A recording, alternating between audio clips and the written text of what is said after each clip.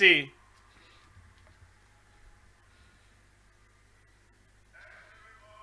Tout le monde, gloire à Dieu. Je suis dans la joie d'être avec vous. Je suis tellement content d'être là avec vous et de planter la semence de la grandeur dans votre vie. L'impact dans votre vie. Vous levez au-dessus, allez au-delà de tout ce dont vous n'avez jamais rêvé. Vous devez oser rêver. Vous devez oser faire. Vous devez oser atteindre la destination. Prions, Père. Nous venons à toi en un tel jour comme celui-ci où tu touches, transformes, changes la destinée de chacun pour le meilleur.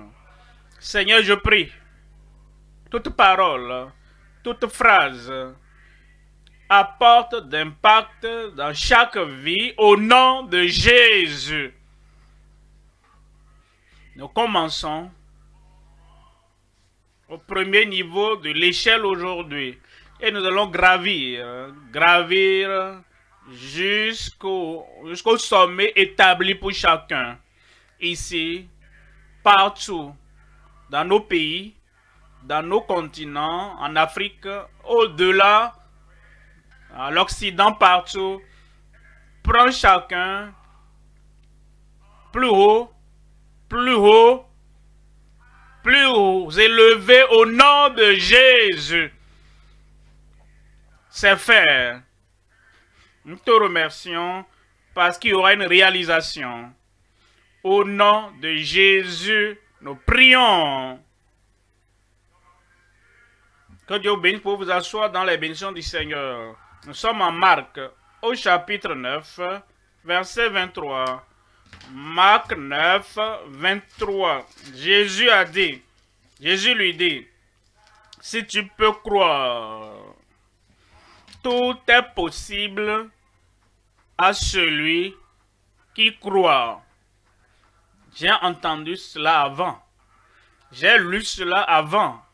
Et je me demande, comme nous parlons d'aller au-delà des limitations, qu'est-ce que je vais croire? Parce qu'il dit, si tu peux croire.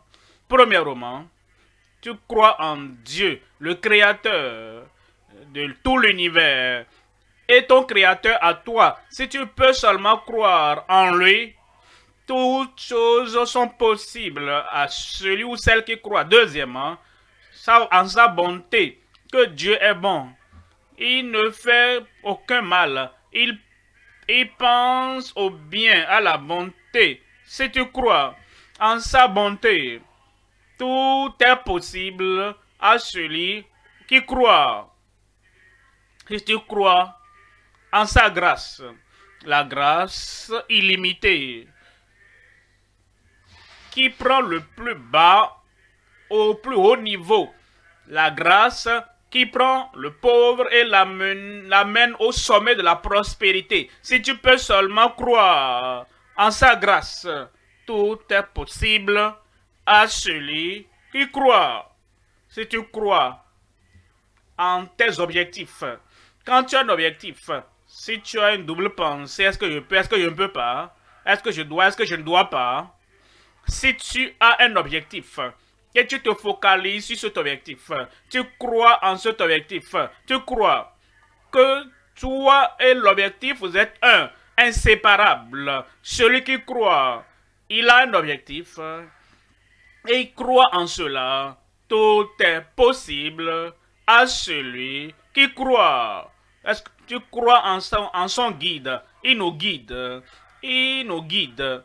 Et il nous guide vers les choses qui suivront et pour que nous atteignions notre destinée. Si tu peux seulement croire, tout est possible à celui qui croit.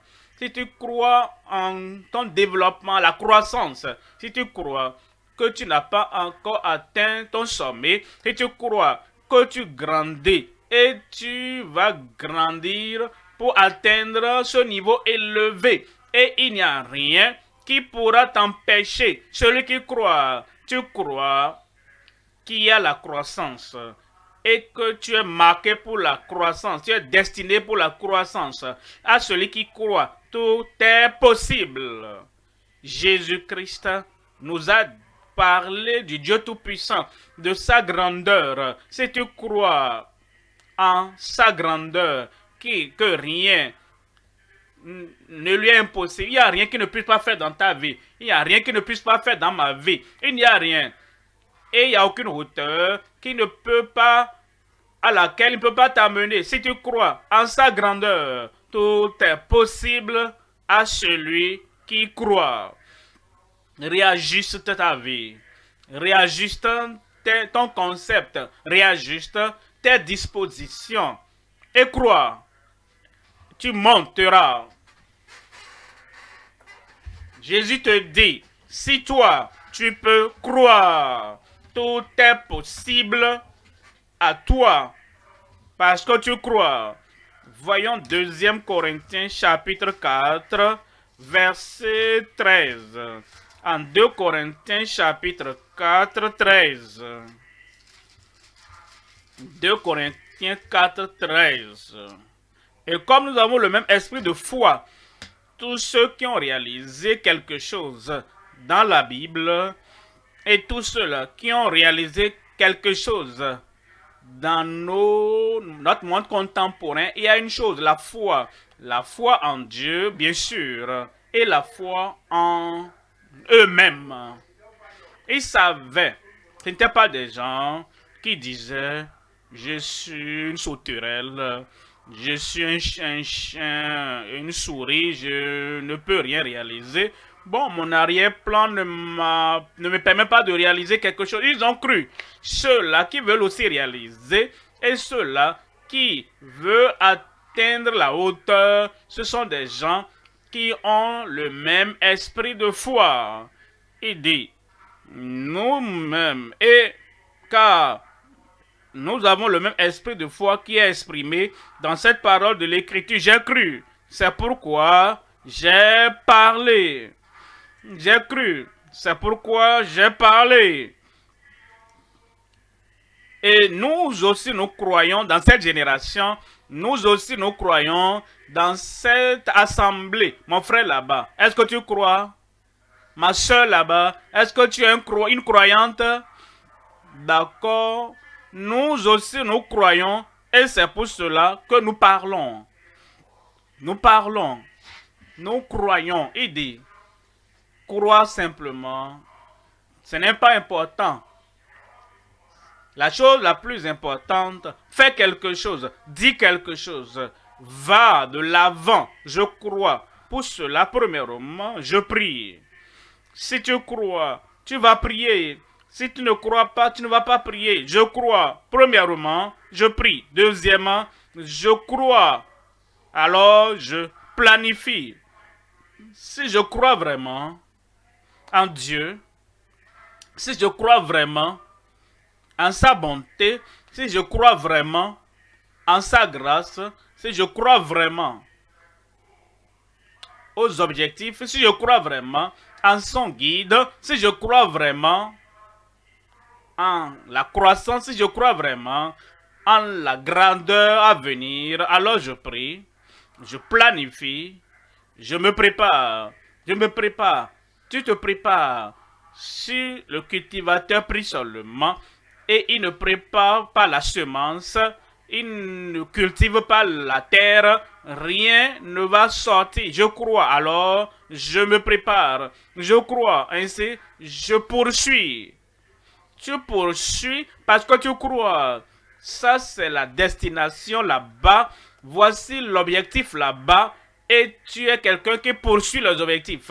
Et tu vas l'avoir. Pour cela, donc, je poursuis.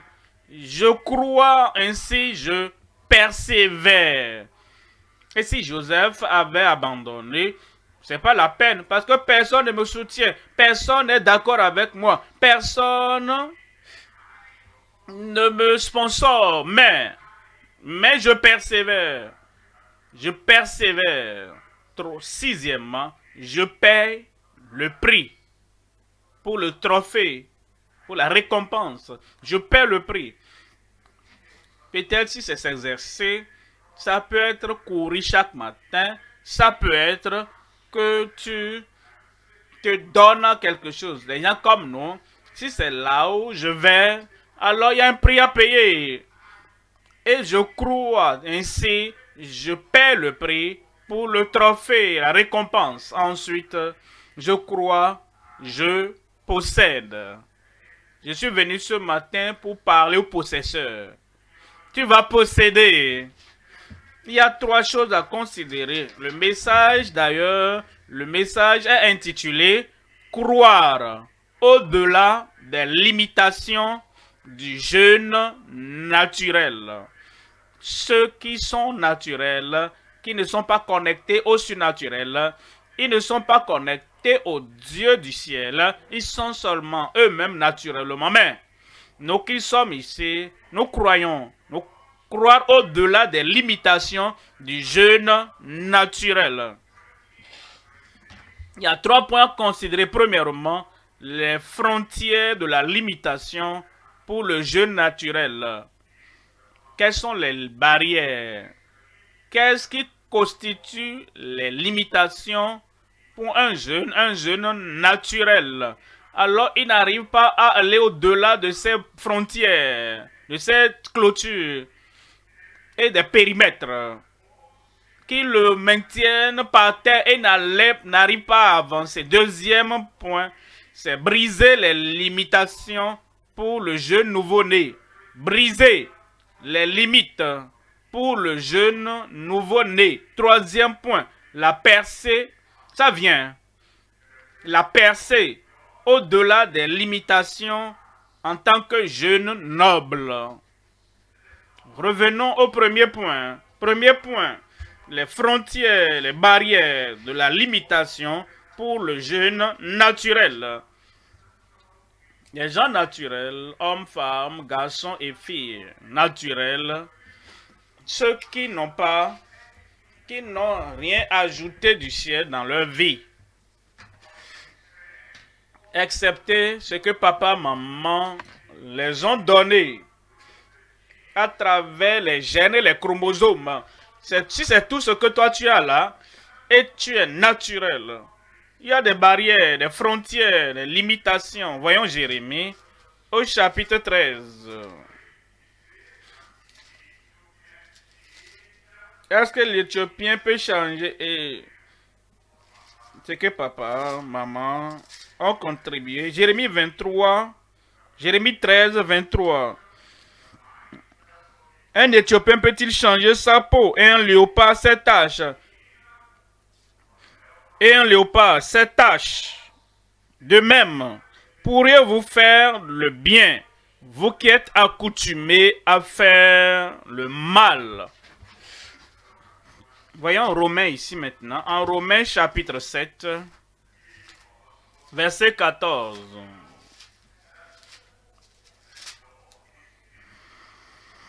Nous savons en effet que la loi est spirituelle, mais moi je suis charnel, naturel, tel que je suis sorti de ma mère, et les choses que je porte, je suis charnel, vendu au péché. Ouais, le verset 15. Car je ne sais pas ce que je fais. Je ne fais point ce que je veux. Je peux fixer l'objectif d'atteindre là-bas, je vais là-bas. Et dit, ce que je ne veux pas, je fais. Ce que je hais, c'est ça que je fais. Verset 16. Il dit, or, si je fais ce que je ne veux pas, je reconnais par là que la loi est bonne. Quel est mon problème alors? Verset 17. Verset 17, et maintenant, ce n'est plus moi qui le fais, mais c'est le péché qui habite en moi. Un homme qui est naturel, une femme qui est naturelle. Il y a beaucoup de choses que nous faisons. Nous nous levons, nous marchons, nous nous baladons, nous regardons, nous voyons, nous comprenons même certaines choses. Mais quand cela va au-delà de cette limite, nous sommes perdus. La chose qui doit nous amener à nous lever pour arriver au sommet de la montagne, c'est ce que nous cherchons. Et c'est ça que nous n'avons pas. Il dit, ce n'est pas moi. Il y a quelque chose qui habite en moi. Quand je veux me lever pour arriver à la terre plus haute, cette chose, comme la force de la gravité, me ramène par terre. Voyons Proverbe au chapitre 5. Lisons le verset 22. Proverbe 5, verset 22. On dit, le méchant est pris dans ses propres iniquités. Ce n'est pas une force extérieure pour le faire tomber. Ce n'est pas une puissance extérieure qui le fait tomber. On dit, le méchant est pris dans ses propres iniquités. Il est saisi par les liens. Il est lié. Il est emprisonné. Il sera donc bloqué par les liens de son péché. Je vais vous dire rapidement 7 choses qui nous empêchent, les 7 choses qui nous limitent. Les cordes de la limitation, premièrement, la corruption de la vie. Premièrement, nous venons dans ce monde et nous voyons que l'ordre du jour, les choses, c'est la corruption dans le monde. Partout où nous allons, la corruption est là. Cela nous maintient, la corruption de la vie. Deuxièmement, c'est la contamination de l'anarchie. Dans chaque comité où vous allez, il y a des gens sans loi là-bas. Ils n'ont pas d'objectif, ils n'ont aucune pensée à réussir. Ils n'ont nulle part où ils vont. Ils sont là et ils sont là. Dans la société, ils sont là et ils sont toujours là. Vous pouvez être contaminé par eux. Même si vous avez de grands espoirs et vous voulez aller à la destination, si vous êtes environné par ces gens-là, des gens qui vivent dans l'anarchie, il y a la contamination de l'anarchie. Troisièmement, c'est la froideur de la tiédeur. La froideur de la tiédeur. Oh, tout enthousiasme que vous avez, vous venez d'une réunion comme celle-ci. Et avec tout ce que vous avez, il y a un enthousiasme en vous, il y a un espoir, il y a un désir en vous. Oh, je veux arriver là-bas. J'ai entendu parler de telle personne. Oh, il est arrivé là-bas. Telle madame. Oh, elle a eu ceci, elle est allée là-bas. Le Dieu de grâce et le Dieu du ciel, il va m'aider. Et comme tu sors, tu rencontres des gens tièdes et froids qui n'ont nulle part où ils vont. Ils n'ont rien à réaliser. Et ils disent, qu'est-ce qui t'est arrivé? D'où viens-tu? Lis, écris. Et planifier. Et toutes ces choses-là. Qu'est-ce qui est arrivé? Il veut envoyer la froideur dans ton enthousiasme. Ils ne vont pas réussir. Quatrièmement, c'est la constitution de la paresse. La constitution. C'est-à-dire, c'est notre habitude, c'est notre vie. Et c'est comme si nous aimons nous asseoir. Nous aimons aller sur l'Internet. Nous aimons voir toutes ces photos, ces images-là sur les médias sociaux. Nous voulons écouter les choses inutiles, des nouvelles qui ne nous regardent même pas.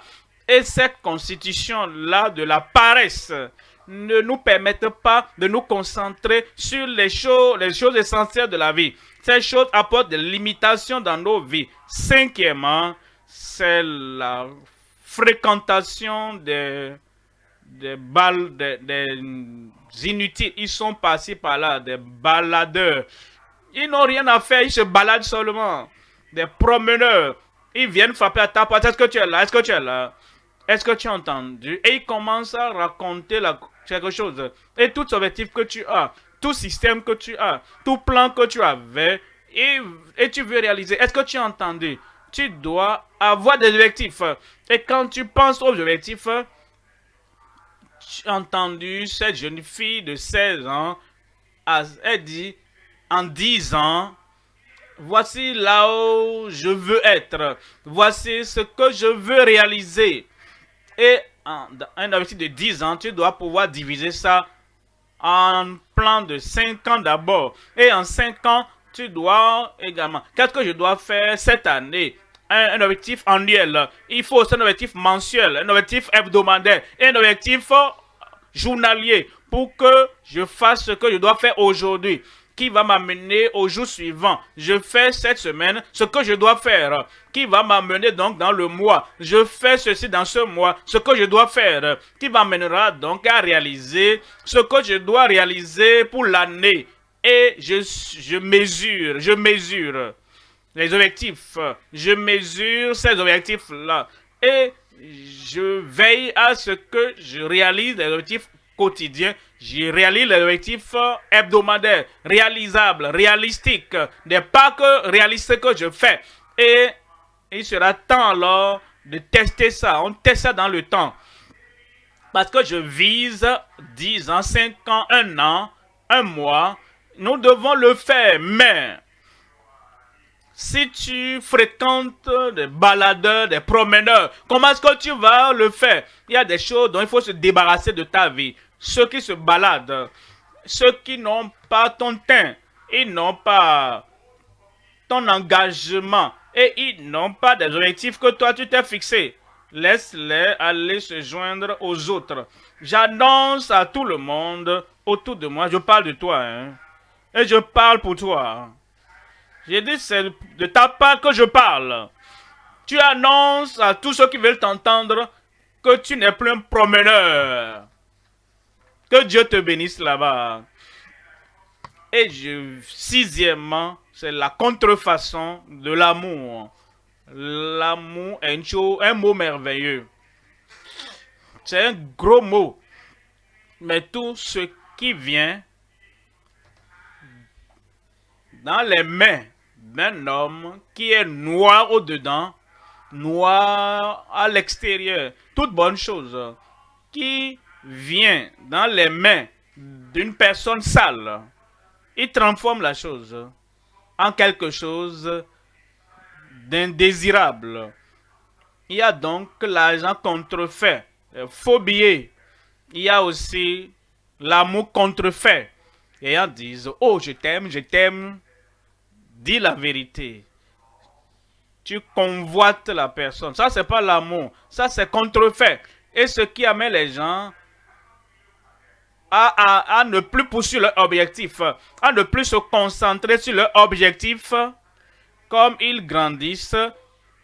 Et leur objectif doit grandir avec eux, mais ils ont l'amour contrefait, qui est la convoitise. Septièmement, l'alliance avec les seigneurs des perdants.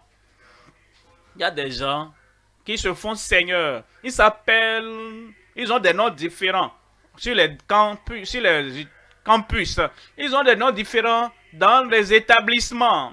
En réalité, ce sont des gangs. En réalité, c'est des sociétés secrètes. En réalité, ils sont dans les clubs des puissances des ténèbres. Et ils sont seigneurs sur les perdants. Ils se font seigneurs sur ceux-là qui perdent dans la vie. Et si tu te retrouves en alliance avec les seigneurs des perdants, tu es foutu. Mais aujourd'hui, sors, reviens. Il y a un chemin qui conduit à la victoire. Il y a un chemin qui conduit au succès. Il y a un chemin qui conduit à la réalisation. Et je t'appelle, reviens là. Une nouvelle vie va commencer. Tu vas réaliser. Tu vas vaincre. Et tous ces cordes de limitation seront coupés, brisés de ta vie au nom de Jésus. C'est fait. Je te verrai au sommet. Deuxième point, le dépassement des limites pour le jeune né de nouveau. Le dépassement des limites pour le jeune nouveau-né. Quelqu'un se demande, comment se fait-il que ceux qui sont dans le monde et qui ne sont pas dans le Seigneur, comment ont-ils pu réussir? Ceux qui sont dans le Seigneur, il y a la loi du succès.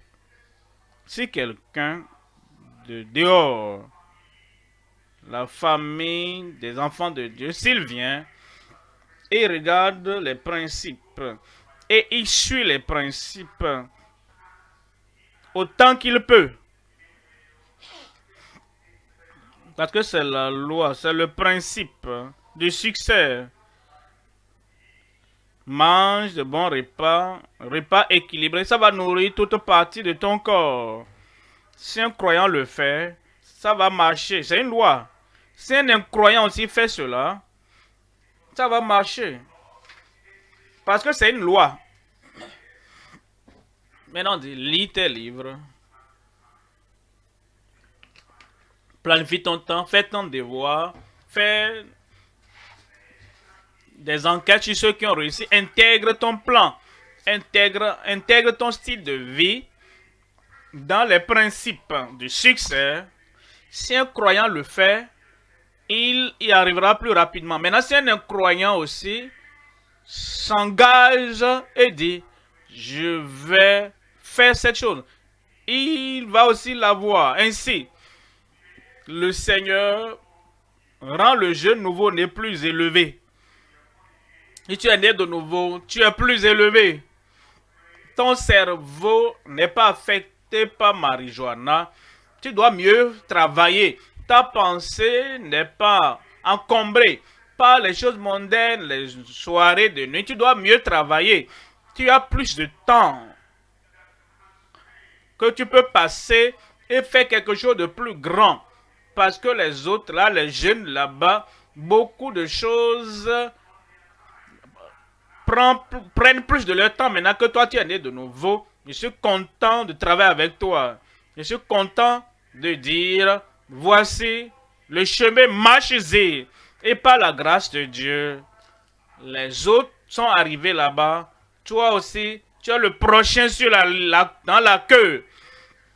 En 1 Pierre, chapitre 2, verset 1. En 1 Pierre 2, 1. Rejetant toute malice,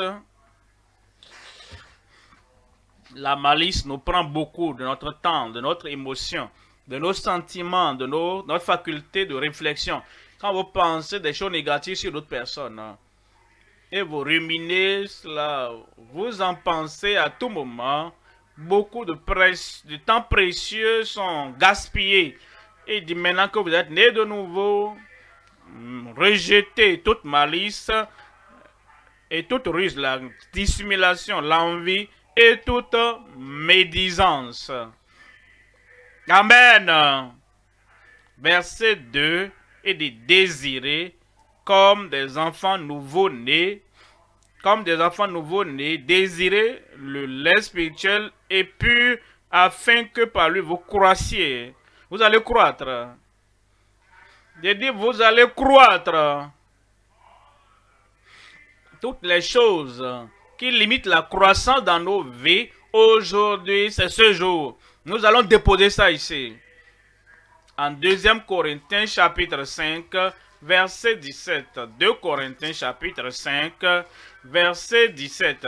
Si quelqu'un est, laissez-moi, si un jeune, laisse-moi, si un garçon, si une fille, si quelqu'un est en Christ, il est une nouvelle création. Il est une nouvelle créature. En réalité, je sais quelque chose. Le nouveau est différent de l'ancien. Je sais quelque chose. Le nouveau est meilleur que l'ancien. Je sais quelque chose. Le nouveau cerveau est plus tranchant que l'ancien. L'ancien sans cerveau vide. Je sais quelque chose. Le nouveau est plus désirable que l'ancien. Le nouveau est plus fervent. Le nouveau est plus poussé à poursuivre que l'ancien. Quand vous naissez de nouveau, né du ciel, le Seigneur met quelque chose dans votre cœur, dans votre pensée, dans votre cerveau, dans votre vision, dans votre concentration, et vous serez nouveau. Plus élevé que l'ancien, meilleur que l'ancien, plus rapide que l'ancien.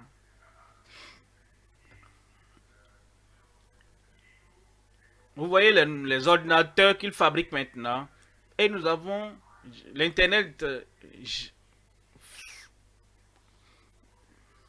4G, 5G. Maintenant, vous voyez l'ancien. Hein? Nous avons, vous tapez seulement. Et quand vous voyez là-bas, c'est déjà sorti. J'ai dit c'est déjà sorti. Un nouveau cerveau. Une nouvelle pensée. Une nouvelle concentration. Une nouvelle capacité dans votre vie au nom de Jésus. Alors, si quelqu'un est en Christ, il est une nouvelle créature. Les choses anciennes sont passées.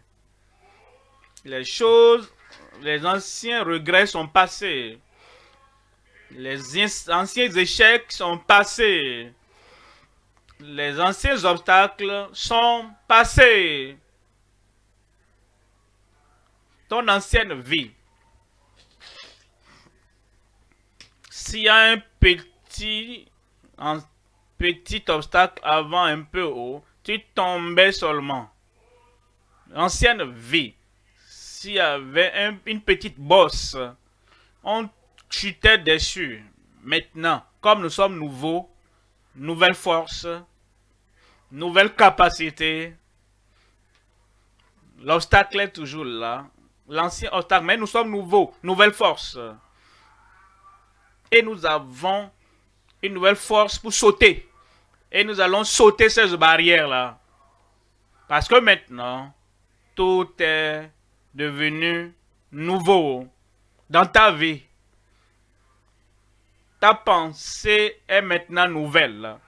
Tes aspirations sont maintenant nouvelles. Et la passion en toi pour être ce que Dieu t'a créé à devenir, cela est maintenant nouveau. Dans l'ancienne vie, petite chose, ou une petite pensée, ça nous empêchait de continuer, ça nous décourageait. Maintenant, ton découragement est passé. Tu es libre. Tu es libre maintenant de réaliser, d'aspirer, et tu vas réaliser au nom de Jésus. Voyez ceci. Psaume 51. Il nous dit, verset 12.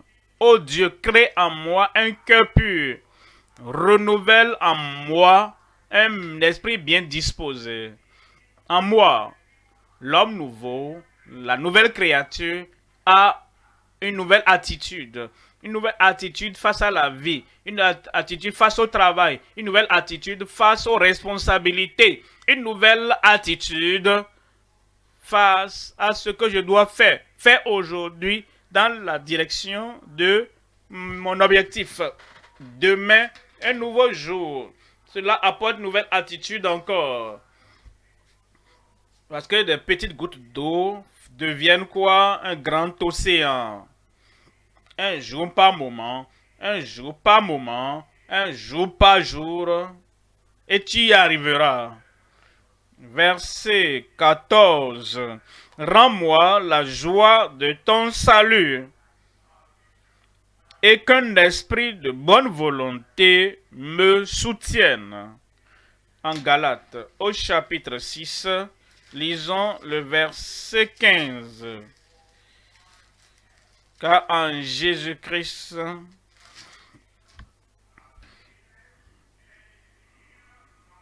car ce n'est rien d'être circoncis ou incirconcis, ce qui est quelque chose, c'est d'être une nouvelle créature. Une nouvelle créature.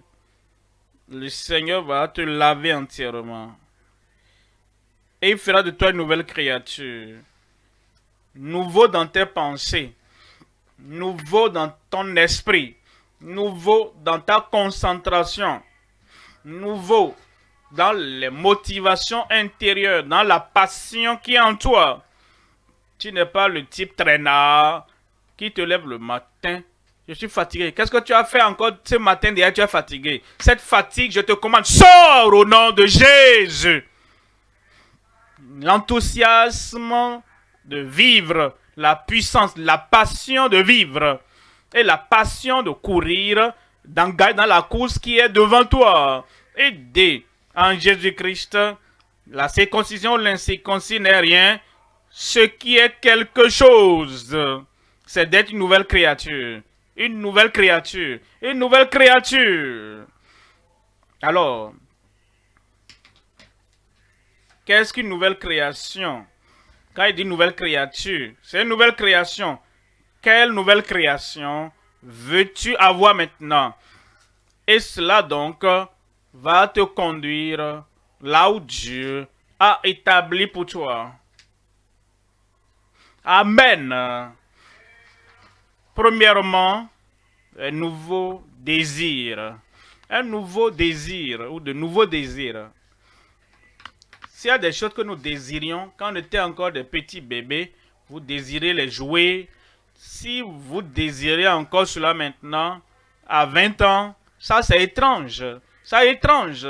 Les jouets de la petite vie. Oh, quand j'étais un enfant, je pensais comme un enfant. Je désirais comme un enfant.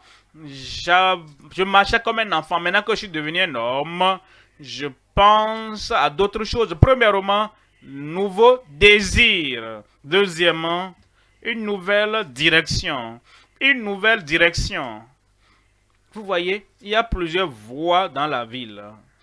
Il y a des voies avec des fosses, des trous. Il y a de bonnes voies. Maintenant, que tu es une nouvelle créature, qu'est-ce que tu as? Tu as une nouvelle direction. Tous ces inventeurs, quelle direction ont-ils suivi? Tous ces hommes bons, pieux, ces femmes, quelle direction ont-ils suivi? Tous ces réalisateurs-là, quelle direction ont-ils suivi? Une nouvelle direction. Troisièmement, une nouvelle diligence. Il y a des bâtiments dans les villes, les éléphants blancs. Pourquoi? Parce que les constructeurs n'étaient pas diligents pour achever la construction jusqu'à la fin. Il y a plusieurs vies comme ça. Ils commencent quelque chose de bon, mais ils ne continuent pas.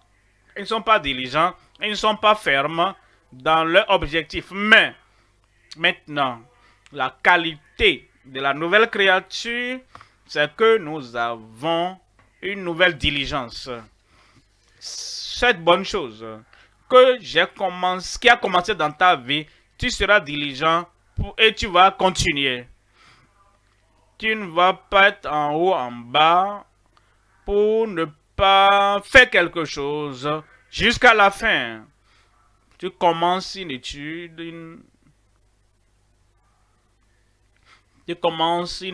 ou une filière. Après avoir lu quelques chapitres, tu ramasses tes avantages. Tu dois être diligent. Tu commences un bon projet et tu l'as financé. Après avoir dépensé pratiquement une fortune, il y a quelque chose qui déplace ta pensée à autre chose. Ça, ce n'est pas la diligence, mais tu as quelque chose. Tu as une décision. Tu as un désir. Et tu as la détermination que tu vas continuer. Je vais finir. Quelque chose qui se passe. Je vais jusqu'au bout. Et tu iras jusqu'au bout au nom de Jésus. Quatrièmement, c'est une nouvelle dédicace au devoir. Nous n'allons pas toujours aimer les devoirs. Nous n'allons pas toujours jouir des devoirs. La jouissance sera à la fin de la réalisation. Mais, que nous jouissons ou pas,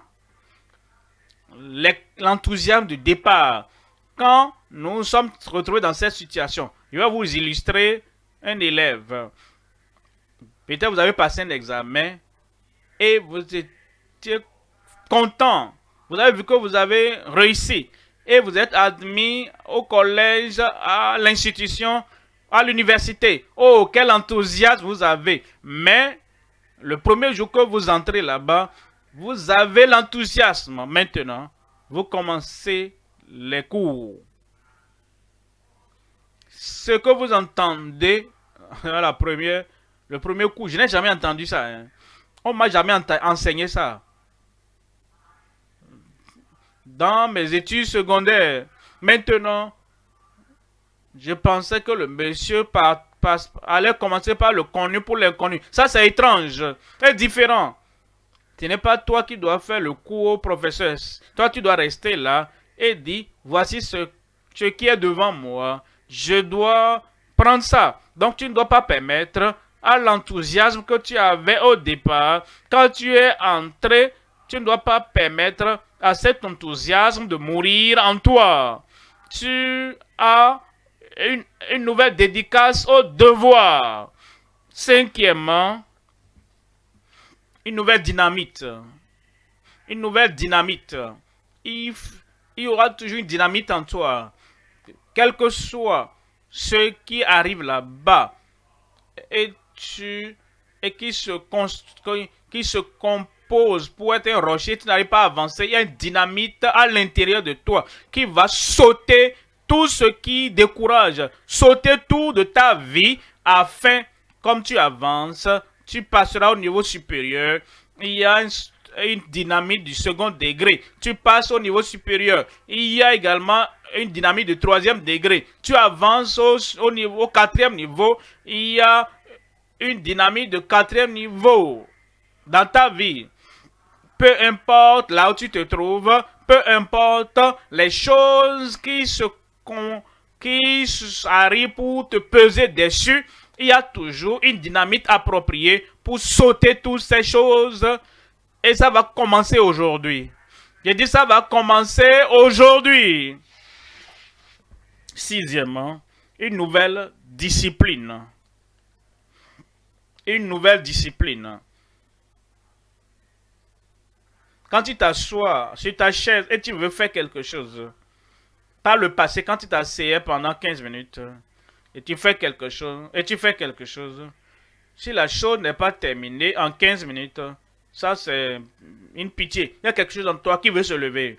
Il y a quelque chose en toi qui veut aller jouer au ballon. Il y a quelque chose en toi qui veut prendre le téléphone. Il y a quelque chose en toi qui veut regarder les emails. Et ces distractions-là, tu les amènes dans ta vie toi-même. Mais, quand tu as la discipline et tu dis, pendant cette heure, voici ce que je vais faire. Il n'y a aucun policier qui me suit, qui m'oblige pour dire, reste assis là-bas. J'ai le policier au-dedans de moi. Et je dis, voici, pendant cette période de temps, je suis ici. Et voici cette chose sera faite.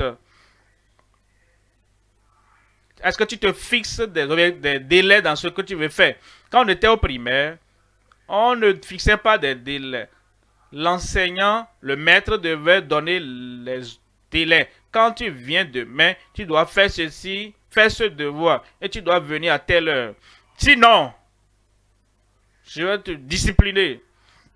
Nous avons la discipline de l'extérieur. Maintenant, quand nous arrivons au secondaire, la discipline extérieure est moindre. Parce que la discipline intérieure est maintenant développée. Et les enseignants nous donnent des devoirs de maison. Ils nous disent ce qu'il faut faire. Mais, ils n'ont plus trop la discipline extérieure. Alors, nous arrivons à l'université. On nous traite comme des adultes. On nous donne des devoirs. Ils peuvent ne pas demander même de soumettre, à moins que ce soit un devoir spécial qu'il nous faut déposer. Mais ils ne vont pas nous discipliner. Le professeur d'université va dire, je n'ai pas assez de temps. Il ne va pas nous demander. Ça, ce n'est pas son affaire. Tu peux aller dans tes soirées. Tu peux dormir toute la nuit. Tu peux ne pas aller à la bibliothèque. On a même des moteurs de recherche pour chercher. Tu n'as même pas essayé ça. Il va poser des questions et te laisser à ta discipline personnelle ou indiscipline personnelle. Quand nous venons dans cette vie et nous devenons de nouvelles créatures en Christ, une nouvelle discipline dans nos vies, au nom de Jésus. Est-ce que vous pouvez discipliner votre téléphone là-bas? Disant pendant 1 heure, voici ce que je vais faire. Je ne vais pas vérifier les emails, je ne vais pas appeler quelqu'un. Et s'ils appellent, je dois finir ceci avant de prendre le téléphone. Ça, c'est la discipline. Tu te réveilles le matin. Quand tu te réveilles le matin, la première chose que tu saisis, c'est ton téléphone à côté là-bas, à côté de ton lit. Et tu es en train de dérouler les messages, les appels manqués. Il n'y a pas de discipline alors là-bas. Tu prends 30 minutes à regarder ton téléphone. Tu n'as même pas fait ta dévotion matinale. Tu n'as même pas encore parlé à Dieu. Et tu es occupé. Est-ce que c'est toi la personne? Pendant même que tu dormais, peut-être tu as dormi à 23h, 23h30 et le téléphone est là. Et quelqu'un quelque part qui ne contrôle pas son temps et son utilisation du téléphone à minuit 45, il appelle. Qui m'appelle maintenant? Tu prends ça quand même. Tu n'as pas laissé ça jusqu'au lendemain matin et tu réponds. Peut-être c'est des nouvelles qui ne vont même pas te permettre de dormir. Et pendant les 30 minutes après, il y a encore un bruit d'un message que tu prends encore le téléphone encore. Où est notre discipline? Comment allons-nous gérer notre vie? Est-ce que nous allons mener notre vie entre les mains d'autres personnes qui veulent déranger, qui veulent distraire et qui veulent détruire notre avenir, alors qu'il y ait une nouvelle discipline dans chaque domaine de notre vie au nom de Jésus? Septièmement, une nouvelle destinée. Une nouvelle destinée. Pour toi, mon frère, pour toi, ma soeur, pour chacun ici, je prie et je crois. Il y aura une nouvelle destinée pour chacun au nom de Jésus. Destinée se rapporte à la destination. Tu arriveras à une nouvelle destination. Tu peux être appelé à revoir ta vie, à t'asseoir et à analyser toutes choses. Si je continue à faire ce que j'ai l'habitude de faire, et cela m'avait conduit à l'échec, où est-ce que j'irai? Maintenant, je ne vais pas échouer. Je disais ça pour toi, hein? Tu ne vas pas échouer. Cette vie, tu vas réaliser quelque chose d'important. Quelque chose pour satisfaire. Au nom de Jésus. Un nouveau désir. Une nouvelle direction. Amen. Une nouvelle diligence. Amen. Une nouvelle dédicace au devoir. Amen. Une nouvelle dynamite en toi. Amen. Une nouvelle discipline. Amen. Une nouvelle destinée. Une nouvelle destination. Troisième point maintenant. Troisième point. La percée au-delà des limitations en tant que jeune noble.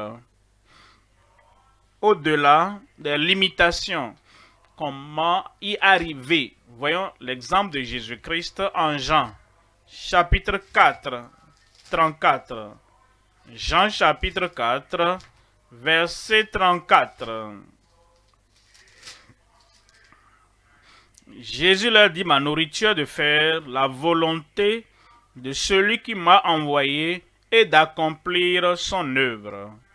Ma volonté, mon plan, ma décision, mon aspiration, ma joie, ma satisfaction est de faire la volonté de celui qui m'a envoyé. Le Père qui l'a envoyé avait fixé l'objectif, avait révélé sa volonté, avait montré son plan et son objectif. Et il dit, je m'aligne à cela, je suis d'accord avec cela, je vais avec ça et accomplir son œuvre. Il se réveille chaque matin et il allait dans un lieu solitaire pour prier. Et il demandait à quel niveau suis-je arrivé dans l'œuvre qu'il m'a confiée à faire. Combien reste pour achever l'œuvre qu'il m'a confiée. Tu te réveilles chaque matin et tu te poses la question, qu'est-ce qu'il m'a confié à faire? Quel objectif, quel but, quel plan, quelle volonté a-t-il pour moi? À quel niveau suis-je maintenant? Combien reste encore à faire? Tu dois donc regarder les différents projets que tu gères. Projet A, à quel niveau pour arriver à la fin? Projet B, à quel niveau pour arriver à la fin? Lequel a besoin de plus de ressources? Lequel a besoin de plus d'attention? Et lequel a besoin de plus de concentration? Et lequel a besoin de plus de supervision? Tu regardes cela dans ta vie afin que tu saches à quel niveau tu es arrivé pour atteindre la fin. Ce n'est pas seulement que nous finissons dans la période. Plusieurs peuvent finir, nous sommes peut-être censés là pour 3 ans, et on parle 2 ans déjà. Il ne dit pas, il reste un an, il reste un an, il reste un an. Non. Ce que tu dois faire pendant ces 3 ans-là, combien as-tu réellement accompli? C'est ce qui tu dois marquer, c'est ça que tu dois mesurer. C'est ce que tu dois donc poursuivre. Et Jésus dit, ma nourriture est de faire la volonté de celui qui m'a envoyé et d'accomplir son œuvre. Tu vas achever. Combien de personnes dans notre monde sont mortes sans terminer? Pensez à cela. À cause des mauvaises associations, ces gens sont morts avant leur temps. Ils ne pensaient pas au projet, ils ne pensaient pas aux objectifs. Ils étaient venus sur la terre pour faire. Ils étaient morts avant d'achever. À cause de la mauvaise nourriture, trop de sucre, trop de liquide sucré qu'ils buvaient. Ils ont gâté leur santé par l'obésité, aussi bien que le diabète, et finalement ils sont morts avant leur temps. Avant qu'ils ne meurent, ils ont une maladie terminale et finalement, ils n'ont pas pu se concentrer sur ce qu'ils devaient faire. Est-ce qu'il n'y a pas la discipline? Il faut de la discipline dans ce que tu manges, là où tu vas, dans les associations que tu as. Est-ce qu'il ne faut pas la discipline pour que par la grâce de Dieu, rien, aucune maladie ou infirmité n'achève ta vie avant que tu n'achèves au nom de Jésus? En Actes chapitre 9, verset 6. Acte 9, verset 6. Après avoir dit cela, saisi d'effroi, il dit, Seigneur, que veux-tu que je fasse? Ça, c'est Saul, Acte 9, 6. Tremblant, il saisi d'effroi, il dit, Seigneur, que veux-tu que je fasse? Le Seigneur lui dit, lève-toi. Tu ne peux rien faire de substantiel, de significatif, si tu as couché tout le temps. Couché tout le temps. Tu refuses de te lever du lit le matin. Même après avoir pris ton petit déjeuner, tu dois t'asseoir et étudier. Pas seulement lire, mais étudier les journaux et comparer les nouvelles aux nouvelles. Quand est-ce que tu vas te lever pour aller au bureau? Non, je viens. 1 heure passée, je viens. Est-ce que tu veux passer un examen de ce que tu lis dans ces journaux-là? Finalement, tu vas au service. Et même là-bas, c'est les commérages quotidiens là, dans lesquels, quand est-ce que tu veux faire le travail pour lequel tu es là-bas? Et tu reviens, et si tu ne suis pas la télévision, tu regardes les médias, tu es sur les médias sociaux, tu regardes ceci ou cela. Où est-ce que ta vie va continuer à ce rythme-là? Mais Saul a posé la question, Seigneur, que veux-tu que je fasse? Et le Seigneur lui dit, lève-toi, entre dans la ville, et on te dira ce que tu dois faire. Dois. Verbe devoir, doit. Ce que tu dois faire, c'est une obligation du ciel. Ce que tu dois faire. Ouais, autre chose. Voyons la parole de Dieu. Devoir, doit, dans la nécessité dans nos vies. En Actes des Apôtres.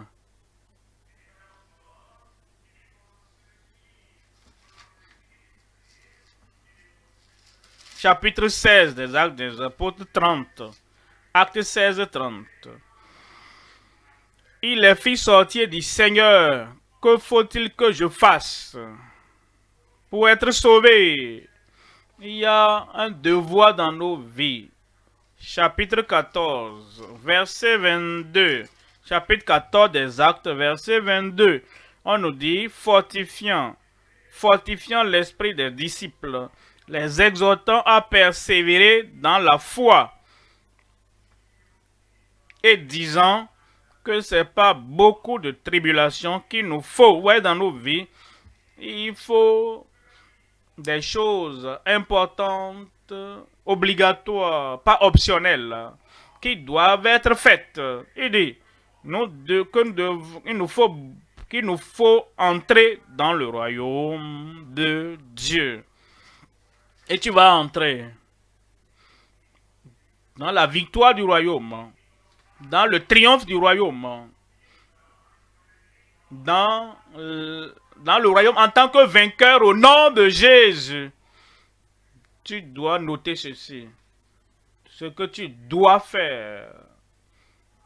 Premièrement, minimise au minimum les paroles impropres. Minimise au minimum les paroles impropres.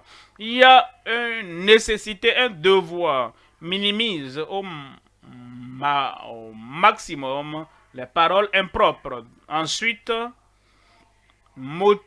mortifie la sensualité impure avec sincérité. Il faut du temps. Tout ce qui prend tes pensées prend du temps. Tout ce qui occupe et saisit ton esprit prend du temps.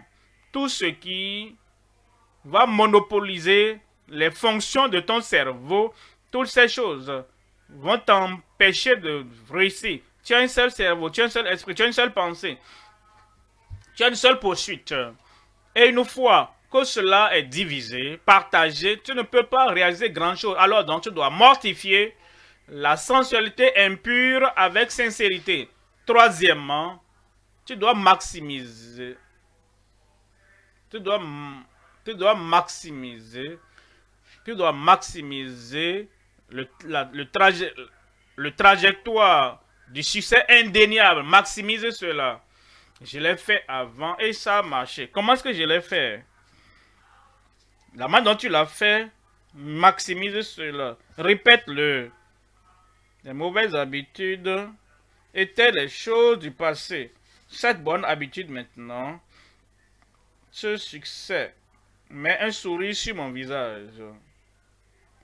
Et ces choses qui m'ont donné le succès, je maximise cela. Quatrièmement, maîtrise totalement le moi incontrôlable. Maîtrise totalement le moi incontrôlable.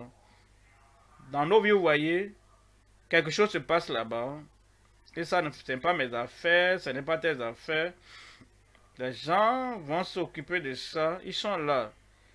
Et ils sont en train de considérer cela. Mais il y a ce moi incontrôlable qui veut, qu'est-ce qui se passe là-bas? Qu'est-ce qui se passe là-bas? Qu'est-ce qu'ils disent là-bas?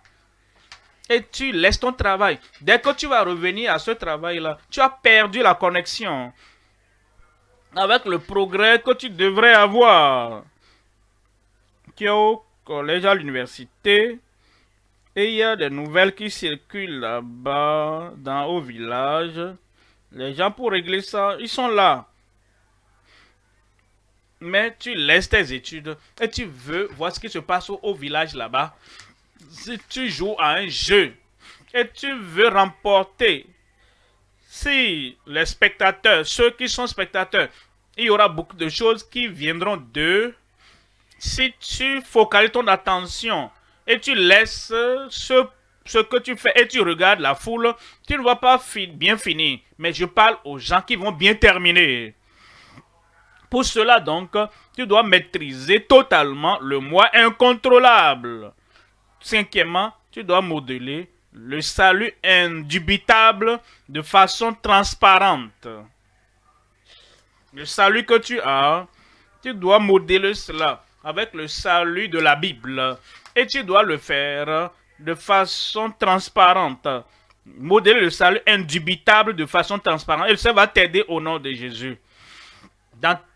Quelle est la nécessité dans ta vie? Sixièmement, maintenir des pas ascendants de façon tenace. Ce n'est pas que tu fais pas 2 pas devant, 2 pas en avant et tu fais 3 pas en arrière.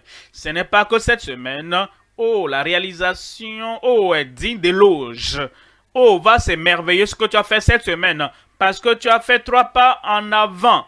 Et la semaine suivante, au moment, c'est mon temps de repos maintenant, c'est le temps de distraction et tu dissipes ton énergie. Tout ce que tu as fait, tu rétrogrades. Non, tu maintiens des pas ascendants de façon tenace.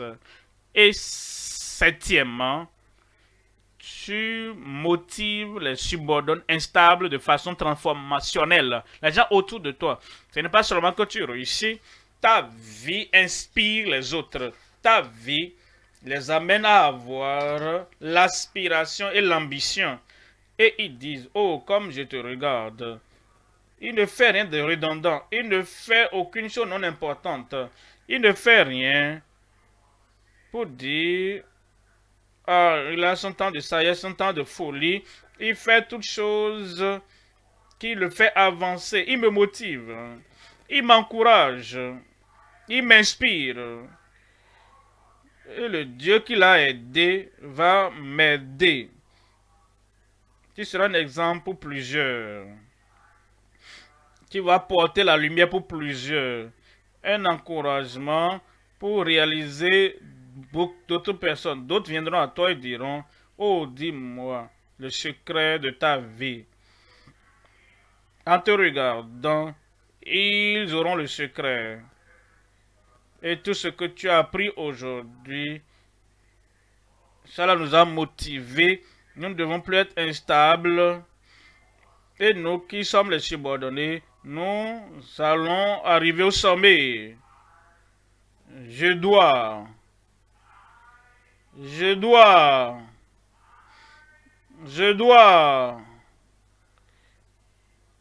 Et il y aura une percée au-delà des limitations dans ta vie au nom de Jésus. Pourquoi ne pas nous lever maintenant et que le ciel sache et que le ciel entende que nous avons entendu quelque chose et que nous partons avec cette chose, une nécessité dans nos vies. Une nécessité dans ta vie, un devoir, une dévotion, une diligence dans ta vie, que tu pourras avancer au nom de Jésus. Ouvre la bouche et parle à Dieu dans la prière.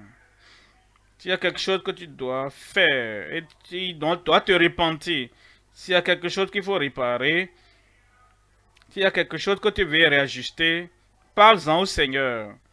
Seigneur, aide-moi. Tu crois en Dieu. Tu crois en sa bonté. Il est bon envers tous. Il est bon envers tous. Tu crois en sa grâce. Sa grâce est disponible pour toi et pour chacun. Tu crois en l'objectif qui s'est fixé devant toi et auquel tu t'es aligné. Et tu es quelqu'un qui poursuit l'objectif. Tu crois en son guide. Il va te guider. par sa parole, par son esprit. Avec ta conscience, il va te guider. Tu crois en la croissance, au développement. Tu sais que tu n'es pas encore à la fin de l'appel de Dieu dans ta vie. Et tu crois en sa grandeur. Et sa grandeur te rendra grand. Tu crois. Pour cela, tu pries. Tu crois. Tu planifies. Tu te prépares. Parce que tu poursuis. Tu persévères. Tu ne seras pas fatigué. La foi du Seigneur. Tu crois pour cela. Tu paies le prix. Et finalement, tu vas posséder.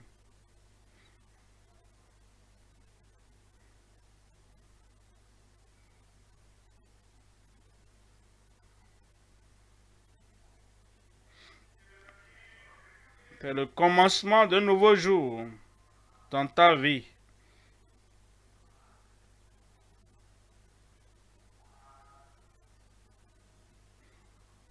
Et tu as un nouveau désir. Un nouveau désir. Dans une nouvelle direction. Et Dieu vous donnera une nouvelle diligence.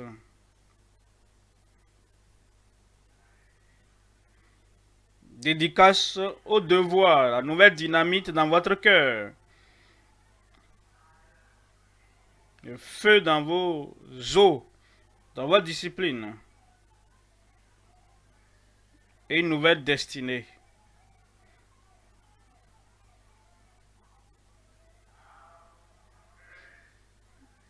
Maintenant, réglez la nécessité de votre vie. Vous minimisez les propos impropres, complètement mortifiés, la sensualité impure en toute sincérité. Maximisez le trajectoire du succès indéniable. Maîtrisez totalement le moi incontrôlable. Totalement. Modeler le salut indubitable de façon transparente. Maintenez les pas ascendants de façon tenace. Et vous motivez les subordonnés instables de façon transformationnelle. La main du Seigneur est sur vous. La grâce de Dieu est disponible pour vous. La bonté de Dieu ne va jamais faillir dans votre vie. Et il vous amènera à la destination désirée. Le Seigneur a exaucé votre prière. Le Seigneur a exaucé vos prières. Dis-le maintenant. Dieu a exaucé ma prière. Le passé est oublié. Le passé est pardonné. Une nouvelle chose commence dans chaque vie aujourd'hui au nom de Jésus.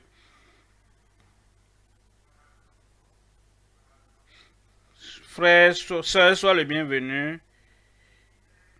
La hauteur illimitée qu'il a pour vous dans la vie. Levez cette main, Père, au nom puissant de Jésus. Merci pour la révélation que tu nous as donnée. Nous demandons, Seigneur, une nouvelle vie commence aujourd'hui au nom de Jésus. Tout ce qui est du passé, qui va empêcher, qui va nous retenir et qui va limiter ce que tu as établi pour notre vie. Seigneur, nous prions par le sang de Jésus. Lave-les au nom de Jésus. Faites quelque chose de nouveau dans chaque vie. Je prie, Seigneur, plus de regrets. Personne ne regardera plus en arrière. Plus de tristesse. Nous prions que tu nous renouvelles de l'intérieur vers l'extérieur au nom de Jésus. Ôte tout péché. Ôte toute maladie. Envoie le succès, l'importance, la satisfaction à chaque vie au nom de Jésus. Je prie que chaque vie soit agréable à Dieu et agréable au ciel pour que notre poursuite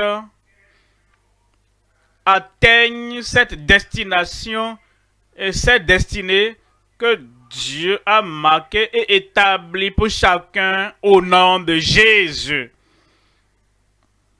Seigneur Jésus, que ton peuple, chacun sans exception, quitte le passé à se focaliser sur l'avenir et tout ce qui est nécessaire du ciel, de la terre, accorde-les à chacun